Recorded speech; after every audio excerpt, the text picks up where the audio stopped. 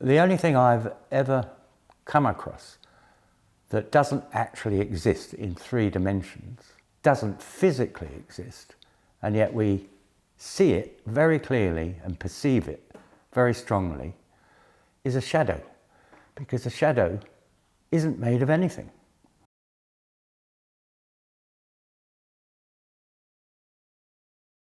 My challenge to myself as a student even was to capture something which was conceptual and make it physical.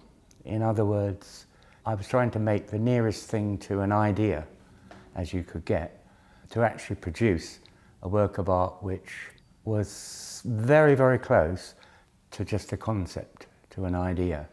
And I think this material, because it's 90% thin air, has a sort of fascination where you're not quite sure if it exists or not.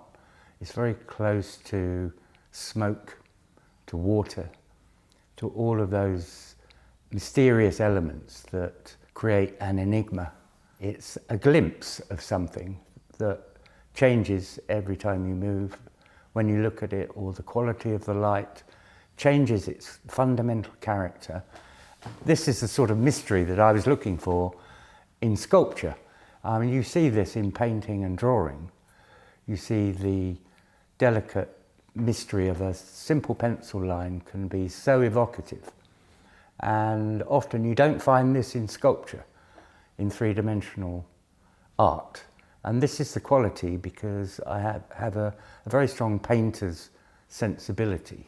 Visually, when I began, I wanted to be an artist and make paintings. Yeah. I've taken that sensibility into sculpture, even as a student. And what I was looking for was really that mystery and the subtlety and the delicate language that you find in painting and drawing. I wanted to bring that into sculpture, and consequently materials I was using became less and less substantial, less and less substance, more and more transparent, moving towards the concept of a fleeting glimpse, a fleeting idea. Life is all about moments. It's a string of moments strung together which constitute your whole life. And those moments sometimes can be very powerful and magical. What I was looking for in my art, and in sculpture in particular, was to create and somehow capture those moments, freeze it. So to take a moment and capture and freeze it. And this is what I was looking for. This drew me to this particular medium because it has all of those qualities. Really has the power to suggest that it doesn't actually exist. I never wanted to be taught anything at all. I just wanted to get on with my own. I had my own direction, and I avoided tutors, and I avoided ideas about what I should or shouldn't be concerned with as an artist, and just took my own direction. I was using lots of materials, all types of material which you do as you experiment as a student. You know, I was using plaster, clay, wood, stone, bronze, because I was looking for that mystery, that sort of deconstructing the whole idea of sculpture as a lump of something or a solid physical presence. I was working with more and more transparent materials because I was hiding things behind screens, and one of the materials I used was a mesh, which changed the quality of what was behind it according to the light, daylight or controlled light. When I discovered that actually you could model this mesh, and I discovered that by accident because I had some on the floor and I was walking on it for weeks, and then I picked it up and it had all of these impressions, and that was the moment that I suddenly realized what I was using as a screen could actually be the object. So I dispensed with the object, or I mixed the screen and the object together, making compositions. But I think I'd already realized that actually it was such sheer visual economy to have the screen and the subject to be one and the same. And at that point I cleared my studio emptied everything and just concentrated on the material itself, because it's an incredibly sensitive material. I'd walked all over it and it created images in the same way that you create images on a canvas. Whatever mark you make is the beginning of, it determines the rest. Whatever your first mark on a canvas is, will determine the rest of the painting or drawing or whatever. The purity and the simplicity of the industrial material, regular and industrial. As soon as you interrupt that regularity, you have a mark on your transparent steel canvas, and that actually is more or less how I make all of my sculpture. I start with the first mark, and that will determine the character of the sculpture from that point onwards. There's no turning back. As soon as you touch it, it's like snow. As soon as you put a footprint in, you've lost that virgin snow. So you have to, and then it's fun time. You can go and mess up the snow. Nature of creativity is that one idea leads to many more. It's like something that grows. It's like a plant growing or a tree growing. A creative flow is when one idea suddenly gives birth to a number of directions. And there are so many directions, you need to have some sort of discipline, because otherwise there are infinite possibilities direction-wise. And you have to be disciplined to stop yourself going off at a tangent, which is probably the most difficult thing about making things, creating, knowing what to make, is that which direction shall I go in? I tend to be fairly disciplined in, and have been over the years, in my subject. I've treated the human body and the torso, the fragmented figure in particular, as a sort of discipline. And I've worked through that so I can put all of my sensibilities of essentially what it's like to be human into a human form. But at the same time, I've always been aware of the conceptual and the abstract qualities the medium has. It is a wonderfully sensitive and versatile medium, and you can actually make any image that you could make in clay or any other medium, you can do with this material. Most of my sculpture, you can film. You can see it in film and video and in photographs, but because of its transparency and because it is so volatile and susceptible to light, the sculptures change throughout the day. In essence, when you see one, it's with a projected shadow in particular, it's a live event, and that's what gives it its power and its energy. It really is a live event. It looks completely different in every new setting because you see right through it. That quality makes it very difficult to capture in a photograph, or if you see photographs, they look quite graphic. You can't really understand the difficulty of this material, but it's also its power and its magic and its surprise. When you turn the light on, press the switch, and everything becomes clear, basically. I love the look of surprise, but also understanding. Suddenly they understand. Suddenly the viewer understands what this really is that they're looking at, because the shadow suddenly is stronger than the sculpture itself. Shows much more detail in the shadow than you see in the three-dimensional sculpture, because although all the information is there, you can't see it in one glance. You have to move around a three-dimensional object. And of course the lines change, continuously changing as you move around the piece. Some lines disappear and others come into view.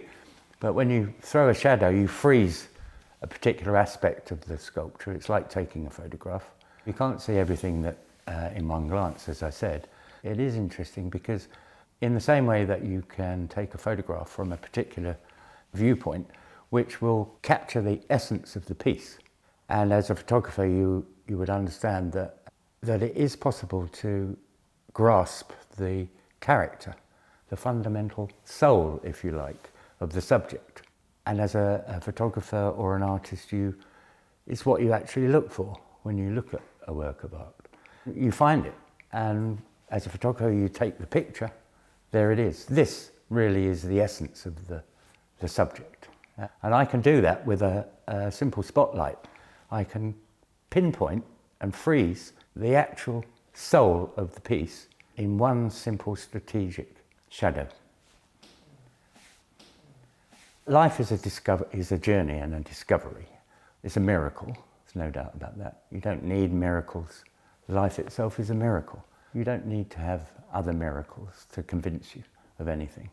And I think, I'm fascinated by the human condition, which is why the human body in its essential form, naked, vulnerable, is a spiritual thing. A lot of people find my sculptures sensual and erotic and attractive because, we love images of ourselves. Humanity is fascinated by itself. We don't know who we are and we want to know, what's it all about? And that actually is a spiritual question. Although I'm not religious, I'm aware that I have a very strong spiritual side, and this material is a wonderful medium for expressing spiritual concepts because it's ethereal. I call it ectoplastic, a word that describes making sculpture with a spiritual medium. In spiritual subjects, angels and such, a perfect subject. I even did a Christ actually for Winchester Cathedral, which that piece is a crucified subject, and it was just perfect for this. Although, as I said, I'm not religious, the power of the image attracted me because it's a powerful concept in Christianity, and this medium was perfect to express the vulnerability of the human condition. I spent a lot of time looking at the stars and the planets, and that again is my spiritual nature, looking out into the universe. And recently I've been doing planets, the Earth and the Moon, related to the sort of climate crisis. To focus on the Earth in my art is part of my response, really, to the fact that we are floating in space on a planet which has everything we need to live and survive. It is gradually being destroyed, and once that destruction reaches a certain level, then we're no longer safe. We don't have a home anymore in the universe, and that is a very, very serious matter. Humanity can cope with most things, but I don't think it can cope with not having a place to live in the universe. It's very interesting because, you could say that being an artist is a very self-centered activity. Great achievements are made with teams of people, i.e., NASA, for instance, took all those people to get one man or two men to walk on the moon, and it's a team effort. As an artist, essentially, here I am in my studio here, and this is my main activity is working alone with my own ideas. But it makes you aware of the fact that, you think of yourself as the center of the universe. But it just occurred to me, looking at the night sky over the years, that if the universe is infinite, it wouldn't matter where you were in the universe, then you will always be, wherever you are, at the very center of the universe. It's quite a powerful concept, really, because it's not just me, it's true of everybody as well. We're talking about these sort of greater concepts, and I actually work on the edge with the medium I use, on the edge of dimensions. Is it two-dimensional or is it three-dimensional? Sometimes it's two-dimensional, sometimes it's three-dimensional. Well, in a three-dimensional world, everything is three-dimensional. Even thin air, even invisible air, has a physical makeup. It's made up of molecules and, atoms and It doesn't matter how far you look into a physical material, there are always smaller and smaller actual physical parts that exist. That's the macrocosmic world, or the microcosmic world. And then you look out into the universe, and there we find the same, and we discover that space, the vacuum, isn't actually a vacuum, and that space is made of something. The only thing I've ever come across that doesn't actually exist in 3 dimensions, doesn't physically exist, and yet we see it very clearly and perceive it very strongly, is a shadow. Because a shadow isn't made of anything, and yet we see it quite clearly. So somewhere, you know, this people are fascinated by shadows, always fascinated by shadows, not really knowing why.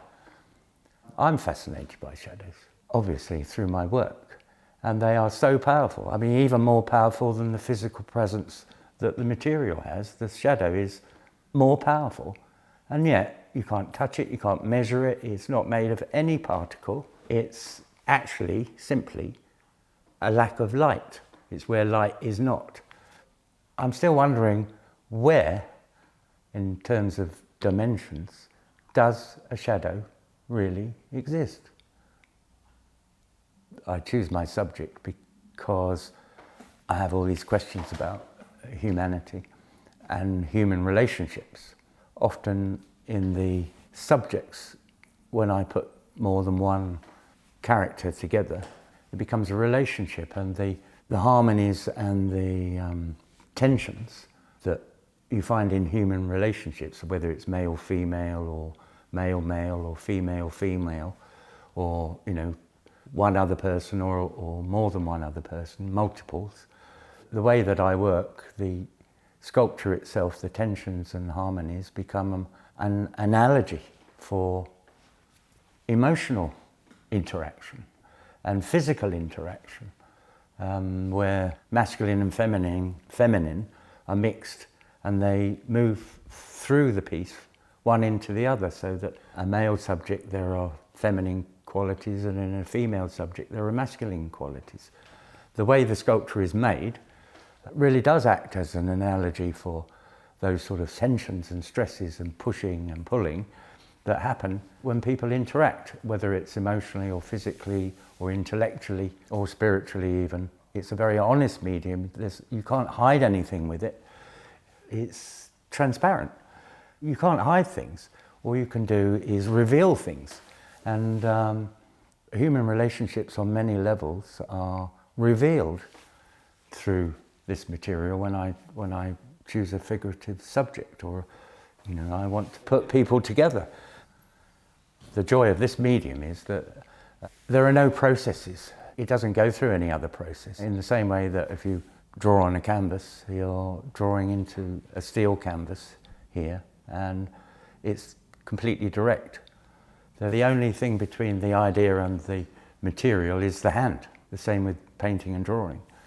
The most powerful thing art in the world comes from that direct, from eye to subject. I tend to work that way. When I work on a sculpture, I work on it until it's finished in one go, because you start the thread and you keep the thread throughout, and it takes an enormous amount of concentration, and I'm completely exhausted afterwards. But I push it from start to finish. The only thing at the end is some painting, to paint it or tidy up the edges or whatever, but the essence of it is done in one single action. You know, it can take hours and hours. I tend not to stop until I've got the essential character in the piece. That has a very, very, very powerful result. It shows in the sculpture. It's a universal visual understanding. In some levels, it's subliminal. It's without words. You see the power and the energy in the sculpture.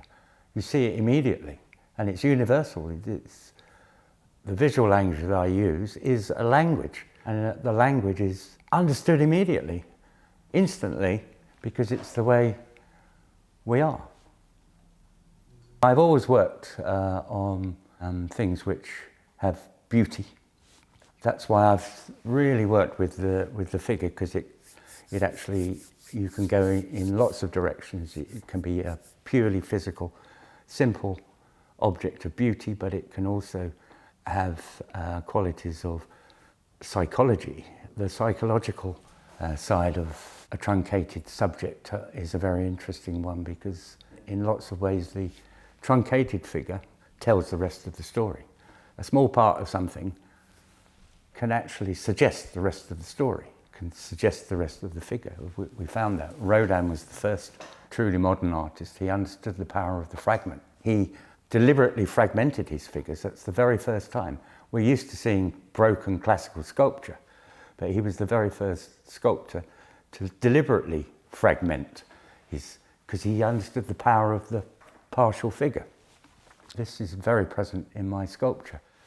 In photography, you have the same, where an image is edited, chopped, and it produces the most extraordinary, powerful things when you crop an image. I tend to deal with heads and bodies separately, because as soon as you put a face onto a body, then you have two personalities. You have the physical personality and the actual intellectual and psychological and emotional personality. Often it's too much, because really I'm focusing on the beauty and the qualities of the physical, the body.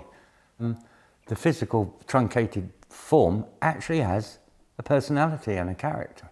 It really does. It has its own, it emanates its own character. When it comes to doing faces, I tend to keep them separate and not complicate it with arms and legs, because it's not really what I'm focusing on.